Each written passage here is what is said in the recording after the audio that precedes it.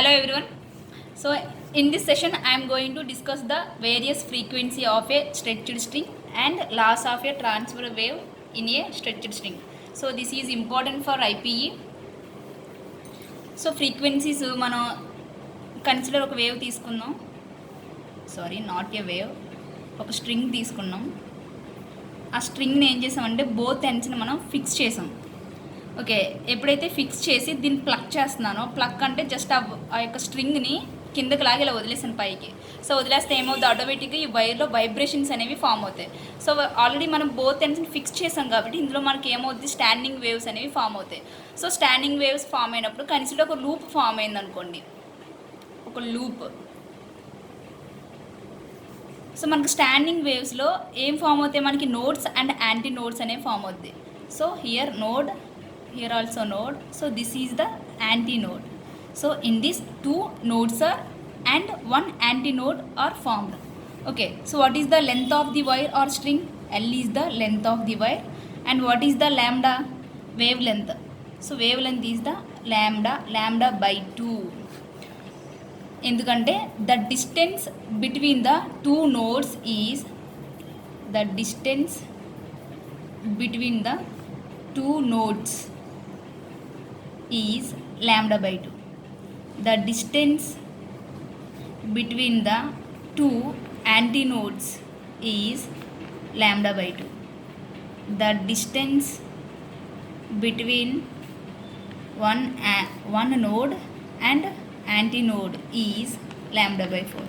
Already నేను before క్లాస్లో చెప్పాను. సో టూ నోడ్స్ మధ్య డిస్టెన్స్ ఎంత ఉంటుందంటే lambda by 2 ఉంటుంది. టూ యాంటీ నోడ్స్ మధ్య డిస్టెన్స్ ఎంత ఉంటుంది, lambda by 2 ఉంటుంది. ఒక నోడ్కి ఒక యాంటీ నోడ్కి మధ్య డిస్టెన్స్ lambda by 4 ఉంటుంది. సో మనం ఏం చేయాలి, ఇప్పుడు ఫ్రీక్వెన్సీస్ని క్యాలిక్యులేట్ చేయాలి. అంటే ఏంటి, the number of cycles per second. So frequency ఎప్పుడైతే మనం వైర్ని లేదా స్ట్రింగ్ని ప్లక్ చేసామో, అది ఎప్పుడైతే వైబ్రేట్ అయిందో వేవ్స్ అనేవి ఫామ్ అయినాయి. ఏం వేవ్స్ అవి, స్టాండింగ్ వేవ్స్ అనేవి ఫామ్ అయినాయి. ఎందుకంటే బోత్ ఎండ్స్ని మనం ఫిక్స్ చేసాం. ఎప్పుడైతే ఒక వేవ్ని ఇలా పంపించానో అదేమవుతుంది, మళ్ళీ రిఫ్లెక్ట్ అవుతుంది. ఎప్పుడైతే రిఫ్లెక్ట్ అవుతుందో ఆ రెండు సూపర్ ఇంపోజ్ అవ్వడం వల్ల మనకి స్టాండింగ్ వేవ్స్ అనేవి ఫామ్ అవుతున్నాయి. సో ఫస్ట్ ఒక లూప్ ఫామ్ అయింది అనుకోండి, దాని యొక్క ఫ్రీక్వెన్సీని మనం ఫైండ్ అవుట్ చేద్దాం. So L is equal to lambda by 2గా తీసుకోండి. అంటే దీని యొక్క లెంత్ దాని యొక్క వేవ్ లెంత్కి ఈక్వల్ చేశాను. అప్పుడు lambda ఏమవుతుంది, so lambda is equal to 2L అవుతుంది. మనకి ఏం కావాలి, ఫ్రీక్వెన్సీ కావాలి. సో ఫ్రీక్వెన్సీ కావాలంటే speed of a general wave form తీసుకోండి, V is equal to n lambda, where n is equal to frequency. So n is equal to V by lambda. n is equal to V by lambda ప్లేస్లో ఏం substitute చేయాలి, 2L substitute చేయండి, 2L. So ఇక్కడ ఏంటిది, where V is the speed of a wave. So ఇక్కడ ఏం wave, మనకి transverse wave యొక్క స్పీడ్ తీసుకుంటున్నాం. ఎందుకంటే ఈ స్ట్రింగ్లో మనకి ఎటువంటి వేవ్ ఫామ్ అవుతాయి అంటే ట్రాన్స్వర్స్ వేవ్స్ అనేవి ఫామ్ అవుతాయి. ఇప్పుడు ట్రాన్స్వర్స్ వేవ్ చూస్తున్నాం మనం. అప్పుడు n is equal to 2L. V ప్లేస్లో ఏం రాయాలి మనం, రూట్ T బై మ్యూ రాస్తాం. ఎందుకంటే speed of a transverse wave equation root T by mu. So this is the fundamental equation, fundamental frequency, where n is called fundamental frequency or first overtone, first harmonic. So ఈ యొక్క equation base చేసుకుని మనం 3 loss చెప్తాం. ఇక్కడ L అనేది first law, T అనేది second law, mu అనేది third law. So first లాని మనం లాస్ ఆఫ్ లెంత్ అంటాం. First law is also called as laws of length.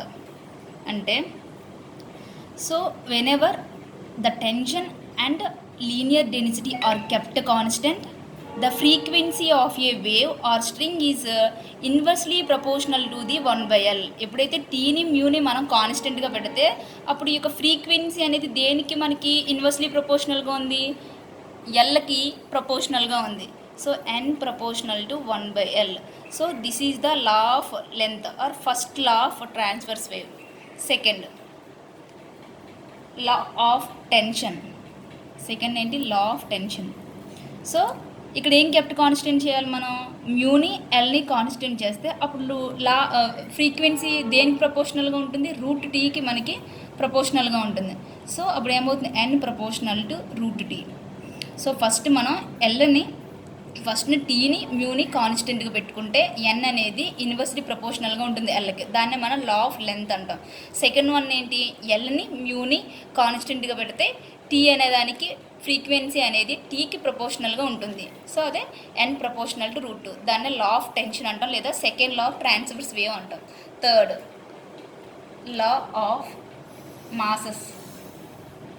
Law of masses అంటే ఇక్కడ ఎల్ని టీని కాన్స్టెంట్గా ఉంచితే అప్పుడు ఫ్రీక్వెన్సీ అనేది దేనికి ప్రపోర్షనల్గా ఉంటుంది, మ్యూ అనే దానికి ఇన్వర్స్లీ ప్రపోర్షనల్గా ఉంటుంది. అంటే n proportional to 1/√μ, 1/√μ. So these are the laws of transverse wave in a stretched string. So first one ఏంటి, law of length, second one ఇది law of tension, third one ఇది the law of masses. So మనకి ఇక్కడ మళ్ళీ ఇందులోకి వచ్చేస్తే ఇక్కడ only single లూప్ని మాత్రమే తీసుకున్నాం, దాని యొక్క ఫ్రీక్వెన్సీని ఫైండ్ అవుట్ చేసాం. ఇప్పుడు ఏంటంటే 2 లూప్స్ ఫామ్ అయితే దాని యొక్క ఫ్రీక్వెన్సీ ఎలా ఉంటుందో చూద్దాం. ఇక్కడ కూడా బోత్ ఎండ్స్ని మనం ఫిక్స్ చేసాం. సో ఇక్కడ ఎన్ని నోడ్స్ ఫామ్ అవుతున్నాయి మనకి, 1 2 3. నోడ్ అంటే ఏంటి, if the particle displacement 0 then we can called as node.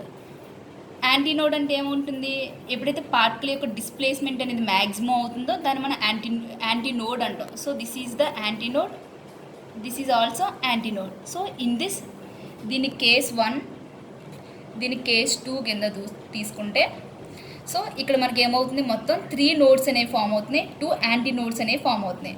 So దీని యొక్క లెంత్ ఎంత, L is the length of a string. So wave length distance ఎంత అవుతుంది మనకి, ఇక్కడ ల్యాంబ్డా అనేది డిస్టెన్స్ అవుతుంది, ఎందుకంటే ఒక నోటికి మధ్య డిస్టెన్స్ ఎంత, λ/2. మళ్ళీ ఒక నోటికి ఇంకొక నోటికి డిస్టెన్స్ λ/2, మొత్తం 2λ/2. So 2 cancel λ. సో దీని యొక్క వేవ్ లెంత్ ఎంత, λ. So length is equal to λ. Same process, v is equal to, consider general wave form of velocity, v is equal to n λ.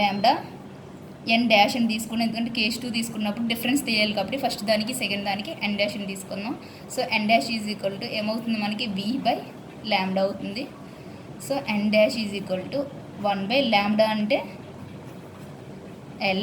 v ప్లేస్లో ఏం రాసుకుంటాం, speed of a transverse wave 1/v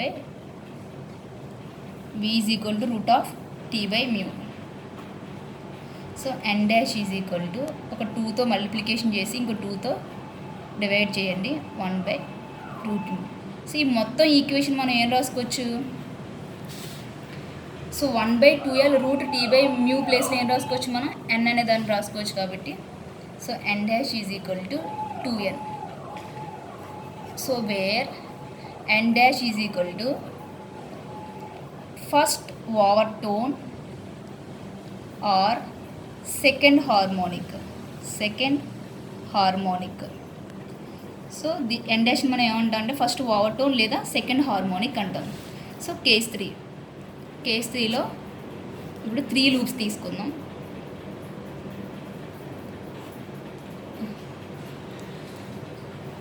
so in this 4 nodes are formed and 3 antinodes are formed. 3 antinodes are formed. So where L is the length of a string. So what is the wavelength? 3λ/2 is the wavelength. Why? Already ఇక్కడ నుంచి ఇక్కడికి λ/2. So node నుంచి నోడ్కి distance ఎంత, మళ్ళీ λ/2, మళ్ళీ node నుంచి నోడ్కి λ/2.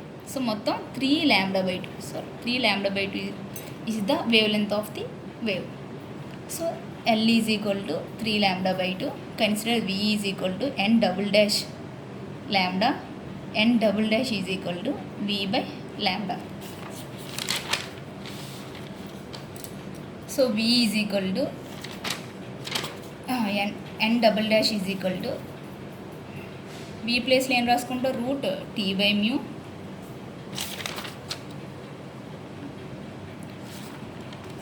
లాంబ్డా ప్లేస్లో ఏం రాసుకుంటామండి, ఇక్కడ లాంబ్డా ప్లేస్లో ఏం రాస్తాము, 2l/3. లాంబ్డా ప్లేస్లో 2l/3.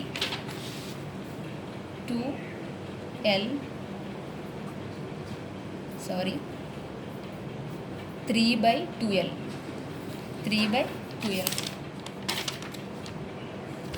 3/2L.